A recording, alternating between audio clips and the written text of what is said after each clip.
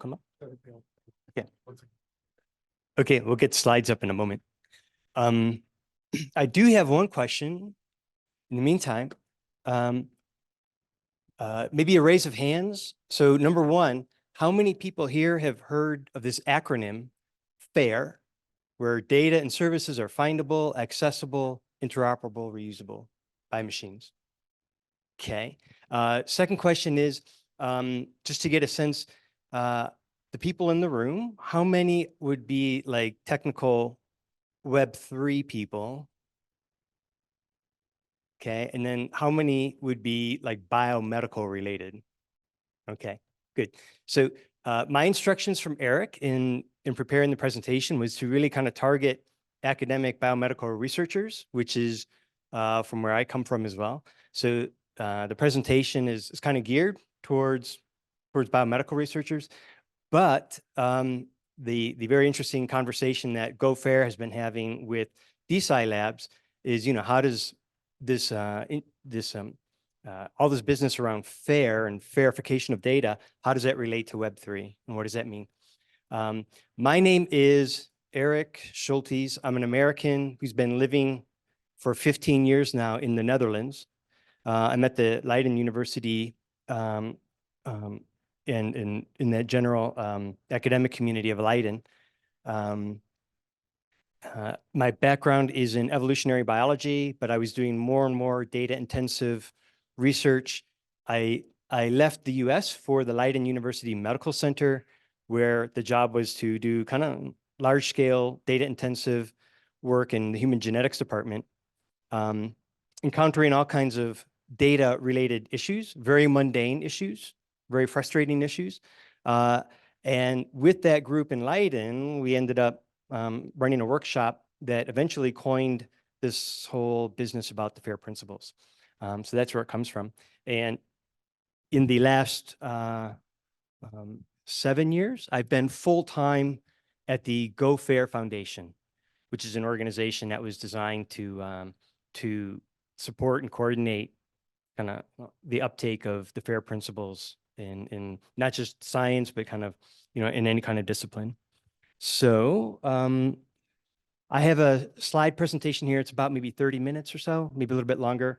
And again, it's just kind of a general introduction to FAIR, but I hope it really seeds a nice conversation about, the intersection between Web3 and data that's FAIR.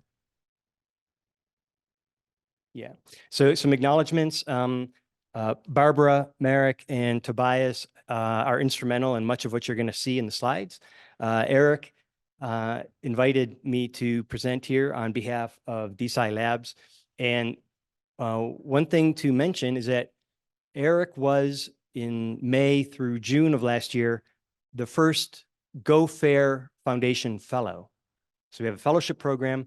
Erik was good enough to be there and taught Go.F.A.I.R a lot about Web3.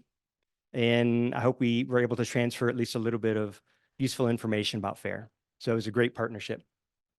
That continues. The presentation is pretty much kind of this overview of FAIR, a little bit of history behind it. It's not just a checklist or some good practices. There's actually a vision behind it, which is not at all different than Web3. So we'll cover that. We'll talk about some hot applications that are coming up in the space and maybe some comments about how to go FAIR, what that looks like. We also call it FAIRification, because I think this is a tricky step, and I think it's relevant as well to Web3. Okay, so that's the acronym. The idea is that we're looking for ways to scale and to make routine the automated F.A.I.R of digital objects. And by that, I mean, data, static data sets, but maybe also executable information, workflows, et cetera. I start the conversation with a photograph I took now, 5 years ago. The gentleman at the podium his name is George Strawn. This was a guy who was running the NSF net back in early 1990s. And by 1995, he handed off this government-funded project to make different computer networks interoperable He handed that off to AT&T and Verizon, and that became the internet we know today. So George is saying here at the podium, happy birthday, internet. You're now 50 years old because you had originally started back in 1969 with some prototypes that led into what we now call TCP/IP. There was about 10 years of research and development on this NSF net. And then at some point, George noticed as director of NSFNet that the number of members on this network that were commercial and not academic were outweighing the academics. So at that point, this government-funded network went over to the private sector. In that same year, 1995, the guy who invented TCP/IP, Robert Kahn, if he wasn't visionary enough in 1969, published another article where he started talking about a framework of distributed digital object services.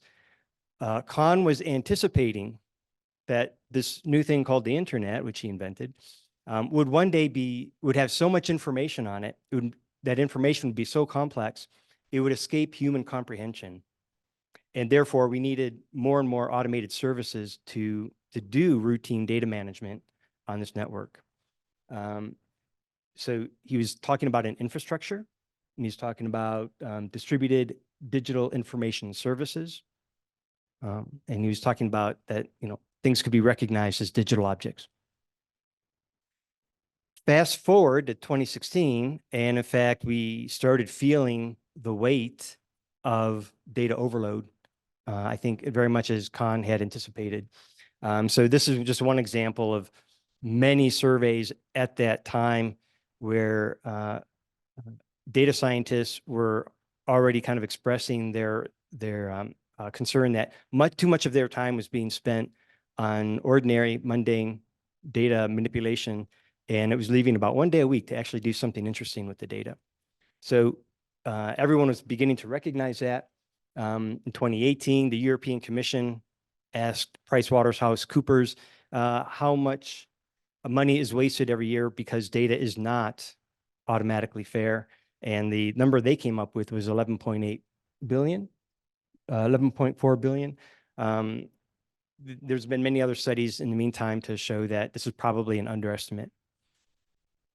In any case, in 2014, we finally went, from the Leiden University Medical Center. We had this workshop at the Lawrence workshop, or at the Lawrence Center in Leiden.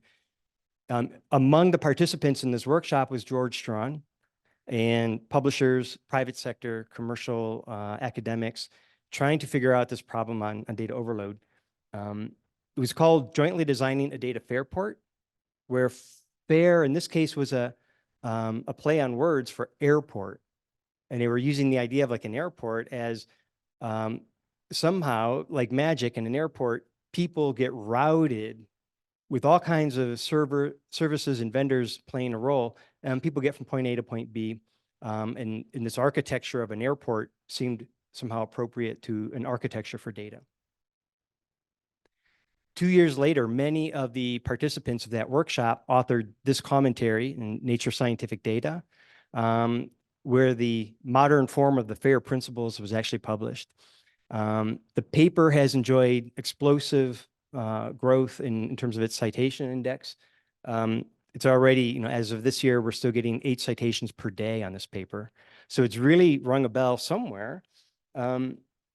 If you look at what the paper's asking, it's not only that there's this idea of principles by which data can be made fair, but it's really asking for this ability of machines to automatically do it. Box 2 is a figure item. Without any explanation, it just published these 15 one-liners that we now know as the FAIR guiding principles. We'll say a little bit more about them, but you see the F.A.I.R. there. This is just this slide there could be 10 slides here.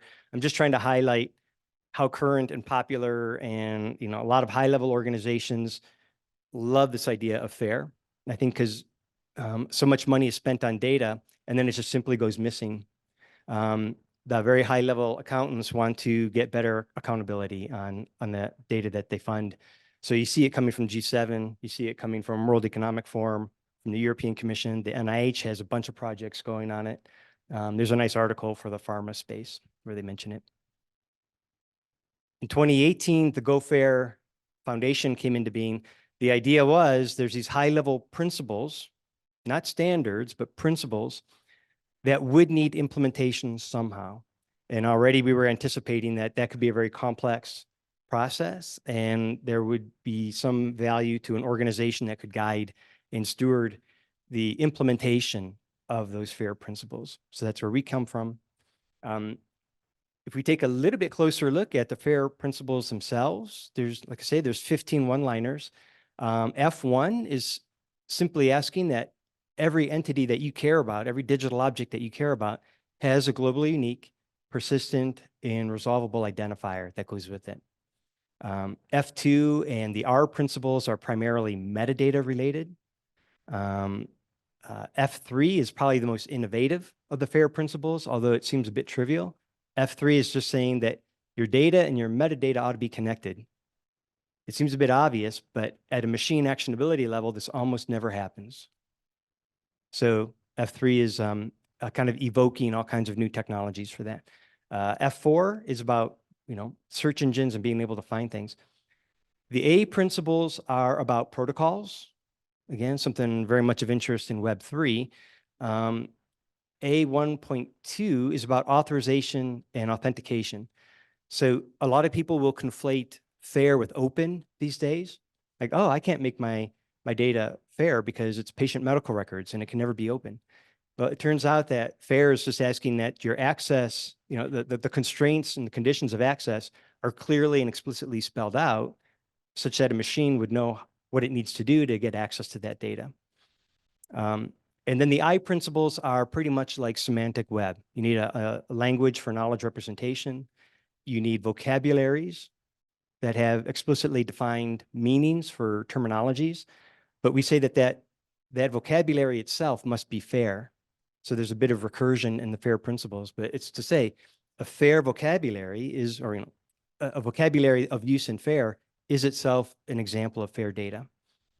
And then, yeah, we want rich semantics. That's the last one. So that's the overview of the FAIR principles. If we just kind of say from a high level view, note that metadata is everywhere. So you're not going to have FAIR data if you don't have machine actionable FAIR metadata. So that's going to be a big part of most organizations when they want to go FAIR. They're going to have to spend quite some time in general figuring out what their metadata is going to look like. I also like to partition the FAIR principles in what I call like the red and the blue, red team, blue team. The red principles I reserve for those principles that are more the domain of technical engineering experts. These are technical issues that need to be handled. And yeah, you're going to look for trained professional computer scientists to answer those questions. Meanwhile, the blue principles reflect the needs of a scientific domain. And where do you get answers to the blue principles? You go to the researchers themselves because they have their lingua franca. They know what metadata is important for them. So we have to include the domain experts in this whole verification business. So I think if we have some questions afterwards, we'll probably be talking about red and blue. And then kind of wrapping up this introduction on FAIR, 4 weeks ago in Leiden, we had the 10-year anniversary of the first Lorenz workshop on the FAIR principles. So we had a 10-year retrospective looking back, and the mission of this workshop was to build a roadmap for the next 10 years. And we had a bunch of interesting stakeholders there. You see about 100 people in the audience. They have now committed to writing a white paper, which would become a roadmap for FAIR in the next decade. We had kind of 3 focal areas: machine actionability, equitability, I think, which is kind of the heart and soul of a lot of Web3, and AI. Those are 3 kind of focal areas. The group broke itself down into 6 stakeholder communities: publishers, funders, policymakers, data-intensive industries, and research infrastructures. Am I missing one? But there's these stakeholders, and they're kind of parsing out these focal areas and making a roadmap for how not only technology needs to be rolled out, but what it means at a social level and what it means at, an incentivizing level, et cetera. If you're interested in participating in the formation of that white paper, which we hope, we're giving it till about September as a deadline. If you're interested in participating, let me know. That paper is open for comments and contributions.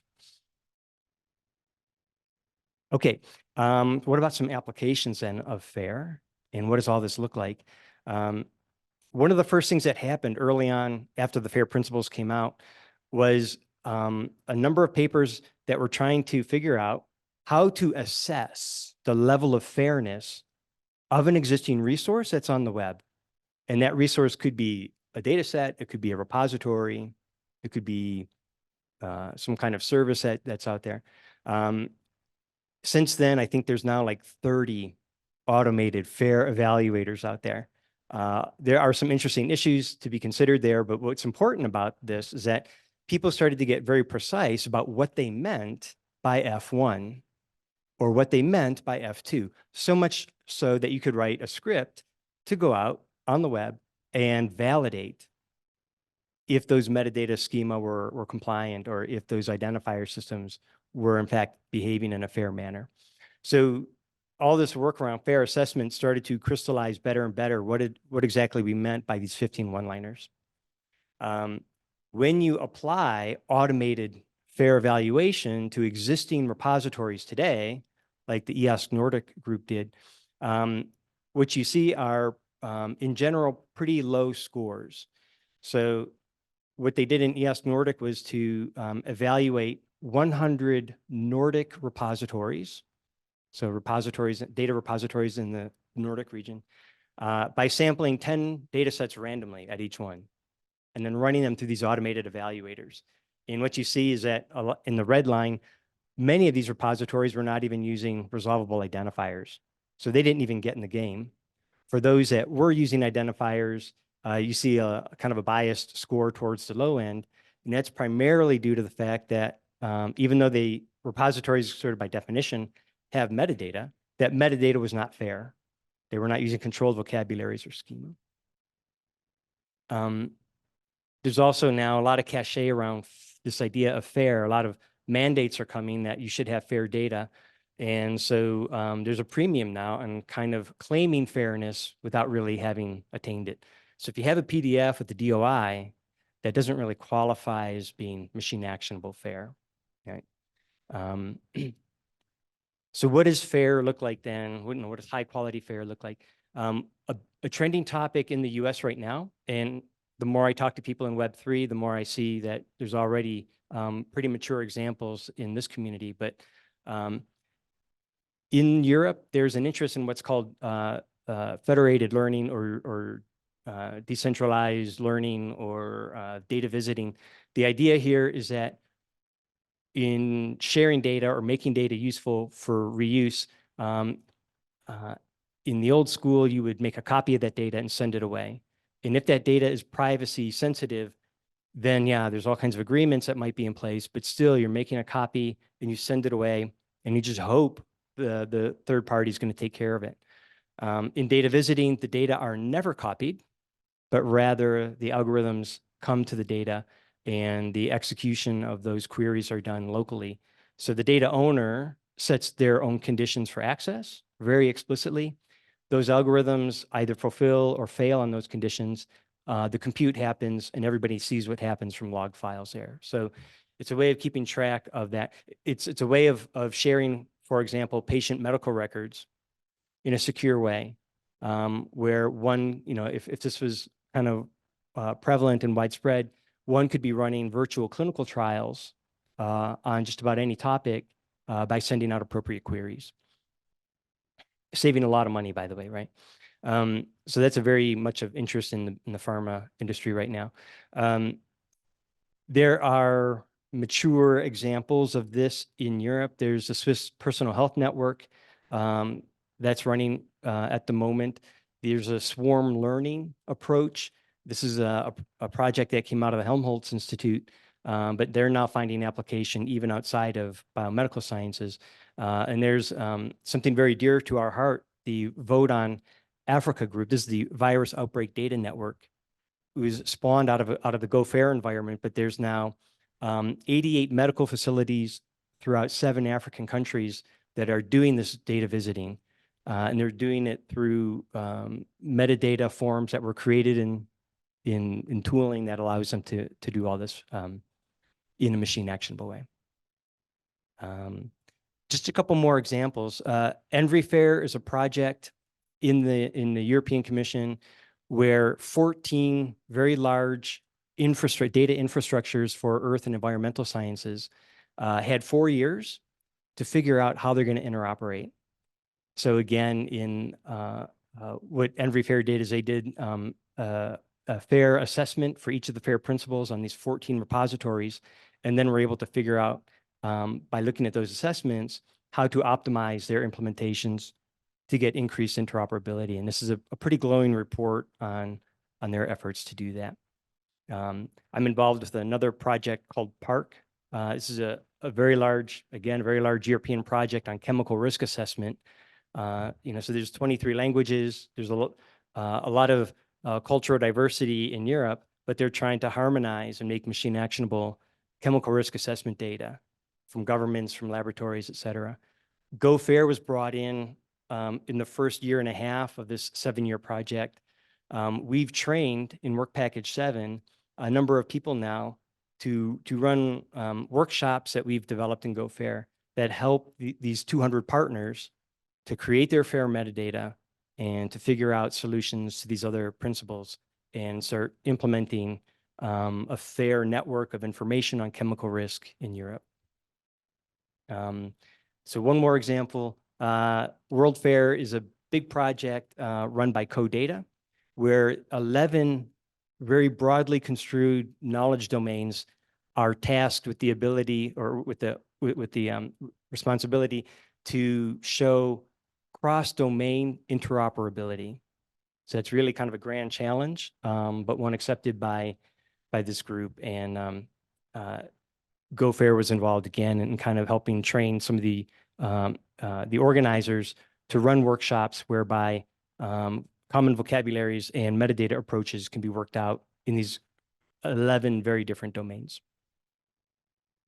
Final example, this is actually from my day job at Leiden University.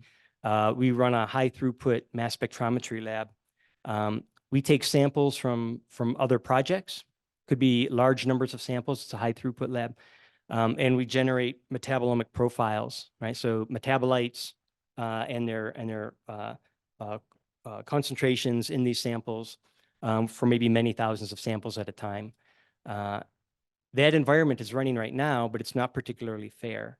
The idea here is that we will try to express some of those components, either data that's coming off these machines or different aspects of the methods, call it metadata, in a way that we can, in a very lightweight way, express key information from this laboratory such that we can create high quality assertions that will fit into knowledge graphs later on. So the idea is that we're trying to get to a knowledge graph point of view on this. Okay, so that's just to try and say that there's some very concrete examples of FAIR implementation going on. How does this look? I've been mentioning that we do these workshops, et cetera. In Go.FAIR, over the last 7 years, we've been working with all these different stakeholders. We have a number of workshops whereby groups can do kind of a FAIR self-assessment in a very systematic way. Typically, they need to do a lot of work on metadata. So we have a workshop environment called the Metadata for Machine Workshop. That's the M for M. And then we can help them figure out how to actually, we say, FAIR orchestrate their data, get their data on the network and available for FAIR services. I'm going to talk about this first triangle, this FAIR implementation profile, because it's something that you could even try doing yourself later on this afternoon on some resources that you might own.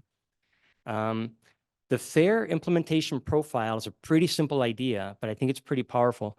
You simply go through each of the FAIR principles And you can ask yourself a very simple question: what's the technology that I'm using to actually implement that principle? If you were FAIR, the answer to that question would be trivial. If you're not yet quite FAIR, then you might have some work to do, because there's oftentimes a pretty large palette of technologies available to you to implement. And then it's a question, right? How do I, in a smart way, an intelligent way, choose a technology configuration that will implement FAIR? So here's a questionnaire that kind of takes you through that.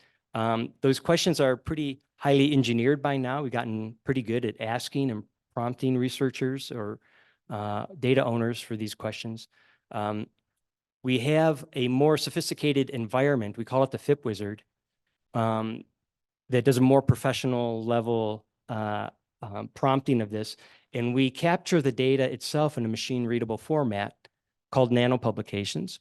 I'm happy to talk about nanopubs if you want, but at this point, I'll just say this is a pretty high level machine actionable data representation. So we chose this such that the FAIR implementation profile itself, so I have a community and a long list of FAIR enabling resources, that profile itself can be machine actionable.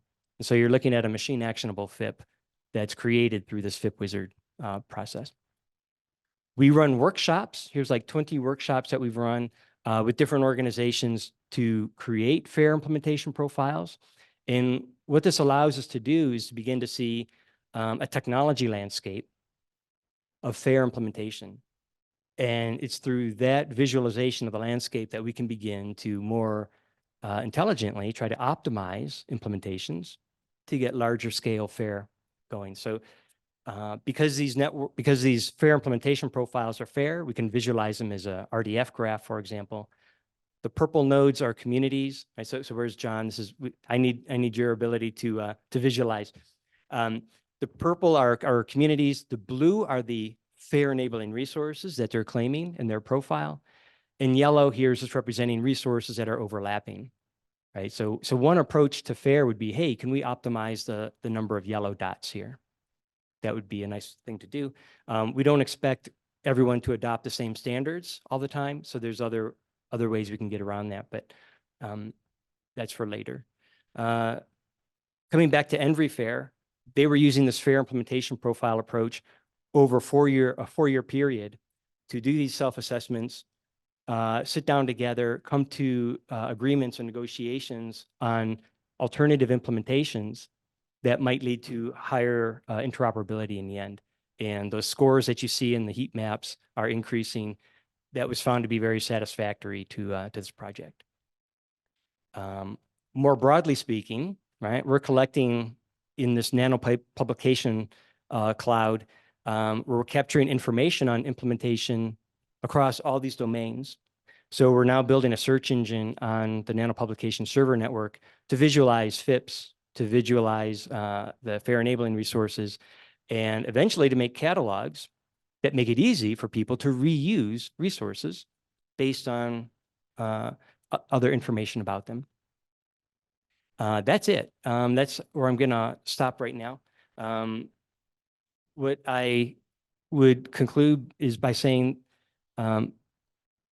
much of what we've done in the last 7 years in Go FAIR was done in a very Web 2 minded state. Through Erik and through the last year of working with DeSci Labs, we've learned a lot about Web 3. And I think we see a lot of parallels.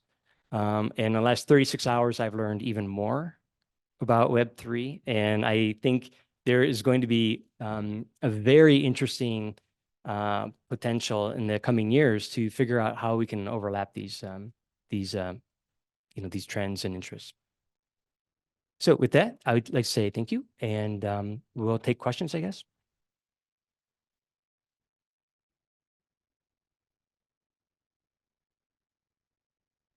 First, thanks for all this work that you're doing. Thank you for impact on our biology. Yeah. Thinking about different layers of abstraction, but in addition to the sort of raw data itself, for like what's the best unit for reuse, for doing synthesis, and for sense making? Yeah. We've been talking about meeting is about at the level of nanopublication or like an individual result. like those findings being fair might mean something very different than having like my cost fair. So like, how much are you thinking about the different fair stuff? Yeah. So the nano publication was conceived as, trying to make publishable unitary atomic assertions, right? So one kind of meaningful statement about the world. And they could be scientific statements, they could be administrative statements, but somehow a statement that's packaged. It's given some provenance metadata. It's hashed to create a unique identifier for that content, so it's content addressable. Um, um, that atomic level description or encapsulation of an assertion like that, I'm becoming more and more of a believer that that's the abstraction layer. I don't know, that's maybe how you're using the word. That's, I think, the level. That's the most fundamental. It doesn't mean that you can't have larger conceptual frameworks that are also packaged as a publishable, identifiable unit. But if you have a research crate or some kind of larger conceptual model that you're working with, it itself is composed of assertions. So I could remodel that with a cloud of nano publications, right? So I just see that nano publication is kind of at the bottom. Yeah. Has anybody tried to make an assessment of like the potential of a given data set once it becomes fair? So I feel like there's probably a very broad spectrum, like data that I collected as a postdoc, for example, where a lot of it, I can't think of somebody else who could use it. Uh-huh. There's some who can, but I just can't think of it. Yeah. And there's people who should get that part of this modification. It's like F.A.I.R.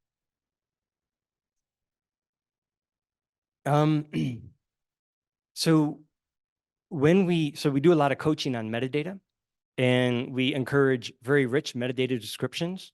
And there's kind of like no end to that, right? I mean, you could spend the rest of your life marking up data with metadata. But we encourage rich descriptions because you never know how that data is going to be repurposed in the future by who. So that's, yeah, kind of without having to think too deeply about reuse. We're just kind of anticipating we get the most out of that data when it has very rich metadata descriptions behind it and quality statements behind it. Yeah. Yep. Well, yeah, because as I understand, different scientific methods and devices need different types of description. Yes. And you work for like each method for one method, another, like the set of minimal information that should be considerable as, for example, this is F.A.I.R microscopy. What should I put like about experimental design? What should I put about like devices that I use, the software, and how it will be considered? So the difference between light microscopy. Absolutely. F.A.I.R. Yeah, absolutely. So Go Fair is very much interested in working with communities. We have projects that I mentioned where, in fact, these communities are doing all kinds of metadata descriptions, sometimes for instrumentation and methodology. And so we can help there. But strictly speaking, Go Fair itself is not going to attempt to create new standards. We're there supporting those domain communities who want to do it. That being said, Fair Connect is the place where those communities would publish their minimal metadata requirements and links to metadata descriptions and vocabularies for that. So Fair Connect was created, we kind of launched Fair Connect. There is a Fair Connect Foundation. We have it's a project that was spun out with a publisher called iOS Press, so an academic publisher. So it's a bona fide journal. You can write an article for Fair Connect if you want to. But the idea is that Fair Connect would be the place that would steward and catalog all this information coming out of the domain communities about, their decisions on what fair metadata means to them. have me thinking about data sets that I uploaded to the repositories. Yeah. Yeah. And out there they are, given that they're sort of shepherding you through, add metadata for this step. They won't accept your, submission and assign it to the OI until you fulfill a bunch of hoops. Yeah. But it's not clear to me how close to the, how use Figshare that I like as an example. Yeah. DOI, but is there a repository that meets FAIR guidelines by making it impossible to get a DOI unless you? So at the moment, I am not aware of a widely used data repository out there, especially a generalist data repository that's capturing bona fide FAIR metadata. However, if you're familiar with CDAR, the CDAR workbench, there's a group at Stanford University that has been working for years on what's called the CDAR workbench. It's an environment where you can edit basically web forms, but you link those forms to biomedical ontologies in BioPortal in this case. And that will provide autocompletes and dropdowns, but in a FAIR, connected to FAIR vocabularies. So when you then show that form on your browser and people fill in the blanks, they're creating JSON LD without even knowing what JSON LD is, right? There is now the CDAR embeddable editor. It's a widget that you can install in whatever environment you have. It's meant for repositories where different CDAR templates that are crafted by domain communities can now be brought into, say, Figshare, for example. And yeah, you could fill in the blanks there, create FAIR metadata using, this capability that's been developed at Stanford. There's Data Dryad and the Open Science Framework that's now actually implemented the CDAR embeddable editor. I think it's a game changer. I think that's a breakthrough, but we'll see. This is available to modify Figshare's submission. So, yeah, so the way it works now, that Figshare would have to embed it themselves in their repository. And I don't think they have yet, but that's an option for them now to consider. Yeah.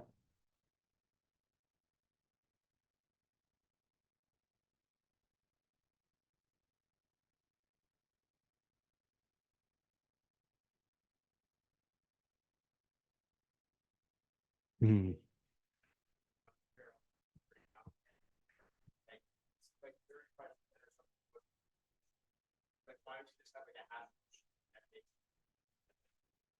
Yeah, got it. So I included one bonus slide. Okay. So thank you for prompting that. On the right is a nano publication. It's a little block of, it's an RDF block. So the blue part's the assertion, the red part is a provenance, the yellow part is some more provenance. All of that gets hashed and given a unique identifier. We were using large language models just to read the RDF and create a human readable version of the nano publication. And you see that on the left. The terms in red are ontologically controlled terms, right? Those are coming from controlled vocabularies. The rest is coming from OpenAI. What I like about this example is that a lot of people who have tried to translate nano publications into a human readable form, they sort of make little tables, kind of, it's a bunch of triples. So they give you a bunch of triples to read. What I like about this LLM example is that it really gives you a kind of a pleasantly, a pleasant reading experience. It gives you a very nice exposition of that content. So I don't know if that's close enough to an answer for your question, but yeah, this is where it's going.